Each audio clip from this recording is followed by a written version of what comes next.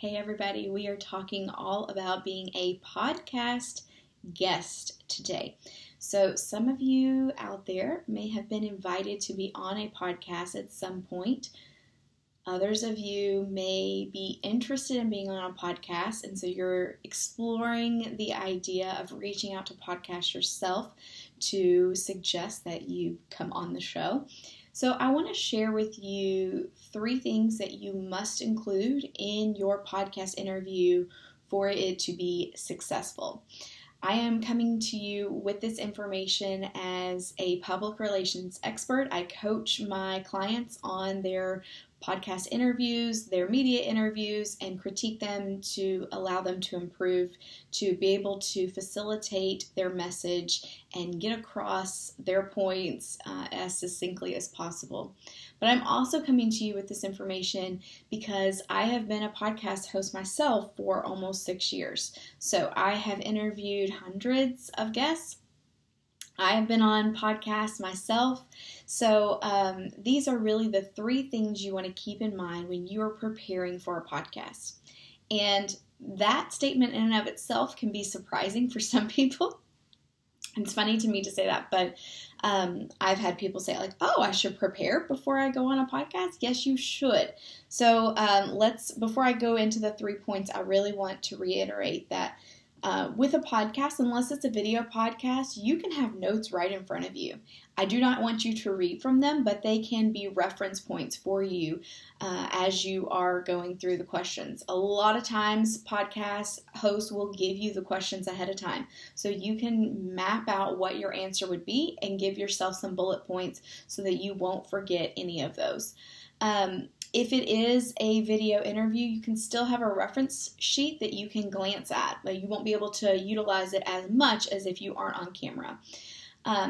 I really encourage you to practice saying answers out loud. So even if you don't have the questions ahead of time, you can have an idea of what those questions will be. And those will come from 2 different ways. Either the topic that you've discussed of what you'll be being interviewed about on the show, and also you should be listening to the podcast before you come on. That way you get an idea of how the host is. Are they snarky and are they going to be funny with you? Are they going to be very straight-laced and want to get through 100 questions during this 30-minute period? Those are all going to be things you want to be prepared for, and you will not understand that or be able to really fully grasp the feel of their podcast unless you're listening to episodes before you go on. But you should have a general idea of the things you'll be talking about on the podcast, and so you can kind of come up with questions yourself of how you would answer those. And I really want you to practice saying those answers out loud. And it sounds so silly. People are like, why do I need to practice saying that out loud? I just practiced it in my head. That's enough. No, you need to practice saying it out loud because if you have not ever said it before, and this is the first time you're saying it to someone else, you could stumble and your mouth hasn't had the opportunity to actually say it before. So there is just a little bit, kind of a repetition that your mouth, your body will remember saying those phrases before, and so it will come much more natural if you've practiced saying them out loud. I even encourage people to record themselves, and then you can go back and listen, and you may hear things like, oh, I have a twang when I say that word, or whenever I am thinking about that topic, maybe it takes me a little bit longer to get the answer out. So that can kind of be an area where you want to get it down more succinctly. So these are all really good things to prepare you for a podcast interview. And I think podcast interviews are super powerful. I've gotten a lot of my clients from podcasts that I've been on that they've heard me on. They reach out and now they're a client of mine. So podcasts are super powerful, and I just want to prepare you so that you can go into these, so that you can rock them and so that you can get clients and customers from them as well. So the 3 points that I wanted to mention, and these are very similar to social media. So I kind of talk about a specific equation whenever you are creating content for social media. It's very similar when you are creating a powerful episode or interview for podcasts. So the very first thing, and this goes across social media and podcasting, that is a hook. You have to have a hook. Most podcast interviews start out with the host giving a bio of the guest or asking the guest to tell the audience a little bit about themselves. This is not the time where you tell your entire life story. I see the mistake of kind of people giving all the facts and the details, and this is where I really like to get on people whenever they have in their social media bio that they're a mom and that they love going to the beach and that they love reading. And I'm really glad to know those things, and I want to see you talk about those more in your social media posts, but that does not belong in your bio, because that is the one chance people have to see of who you are, how you can help them. So it's very similar kicking off an episode in a podcast. So when somebody is tuning in, and I do this myself all the time, I will just kind of, my car will just play the next podcast episode that's available and just cycle through. So if an episode starts playing, I let it get through the intro, and then they start talking about their guest, and I wait to see what their guest is going to talk about. Like, what are they an expert in? Is it something that I'm looking to find out more about right now? Is it something I care about? Is it something that's just not on my radar? And then I click off. So that's really your opportunity to hook the audience, to explain to them why this is important and why they need to be listening to that episode. So it is not your opportunity to say that you grew up here and then you moved here and then you did this and then you did that. It is, this is who I am, this is what I do, and this is what we're going to talk about today. I'm so excited because it is going to blow your mind. It is going to change your life. That's really the hook that a podcast host is looking for, and also the listeners. They want to know what they're going to get out of this episode, and if you sell them on that, they are hooked, and they will be there for the duration of the interview. So that's the first thing. So I really want you to think about, what is that hook? Why are you coming on this podcast? And you may have a topic that you talk about on all podcasts. I very frequently talk about how you can create social media content in 30 minutes, in an hour, for the entire month. So that's something that I talk about. So in my intro, I obviously have to explain why I am being asked to be on a podcast to talk about social media. Why me? The authority, the credibility that I have. So think about your topic and think about how you're going to frame that for the audience so that they will stick around and they will listen to what you have to say. So the second piece that I want you to remember before going into podcast interviews is tangible takeaways. So what are you going to give the audience that they can go do tomorrow? That they can go do as soon as they hit stop on the episode? They really don't. I've gotten lost myself interviewing guests where they just kind of give their thoughts on things. And I understand there's a place for commentary and for opinion pieces.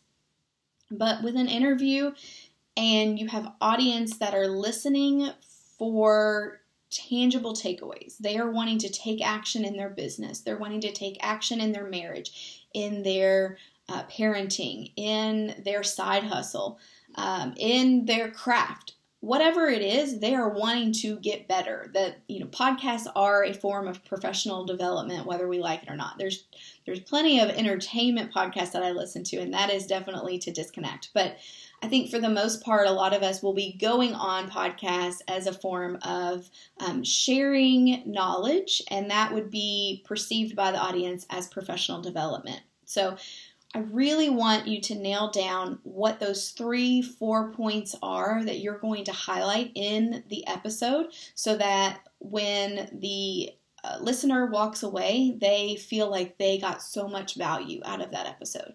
And that's what I hear from the people that reach out to me and become clients of mine, that they we've never met before. They didn't follow me on social media. They weren't on my email list. They heard me on a podcast episode. I delivered so much value, and they said to me, if you delivered that much value on a podcast episode that was free, what are you going to deliver to me when I'm paying?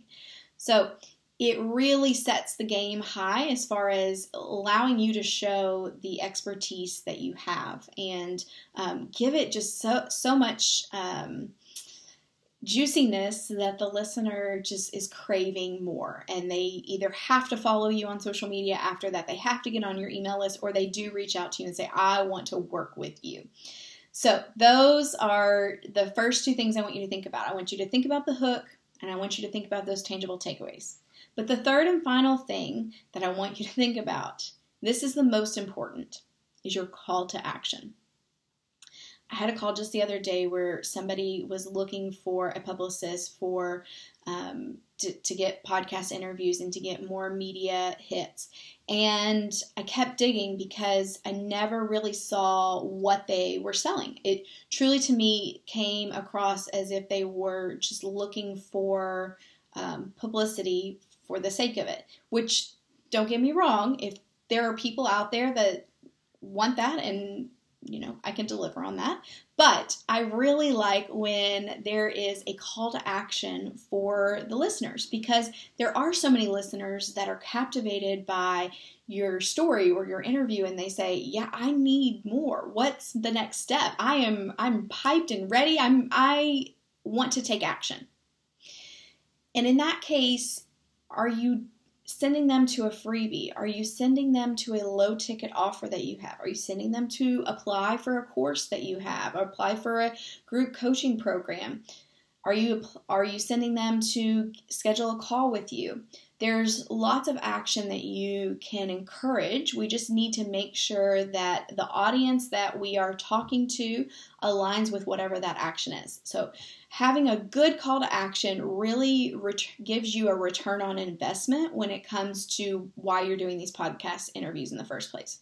Again, there's a time and a place to do as many podcast interviews as you possibly can so that you can get all of those as seen on logos on your banner. If you need to just practice and you want to be on as many podcasts as possible so that when you finally are on the really big podcast, you can nail them, there is a time and a place for that. But I really like when my clients have a call to action and they can see sales on the back end of doing those podcast interviews. So if we're driving them to their low ticket offer for $17, $20, $25, and 3 people go purchase that, they'll say, yeah, that was worth the 30 minutes that I spent doing that podcast interview. I got my money back from the time I spent doing that. Not to mention, you also are practicing and getting better and crafting your pitch so that the next time you do a podcast interview, you'll be even smoother and can deliver those messages even more succinctly. So there's a lot of benefits to it, but whenever you can see some sales on the back end or even some movement as far as people applying or joining your email list via a freebie, that's always a good sign, because if they join your email list through a freebie, then they're going to get on your email funnel, they're going to start interacting with you, and they could be purchasing things down the road. So just because we don't see it right at the beginning, that doesn't mean that it's not worth your time down the road, because they first heard you on the podcast, and then they start to interact with more content, start following you on social media, and it just a ripple effect from there. So these are really the 3 things you need to make sure you are including in your podcast prep. And if you have any questions about preparing for a podcast interview specific to your niche or your industry, please reach out. I would love to talk with you and brainstorm. I offer 15-minute complimentary consultation calls. You can find me over on my website, iwantfamefortune.com, and you can schedule a call with me there. And if this episode was helpful for you, please drop a comment below so that I can see what information you found beneficial so that I can share more of that. And make sure you subscribe so that you can get notified the next time I have tips and suggestions on how to improve your PR, marketing, social media for your business. That's all for now. Thanks.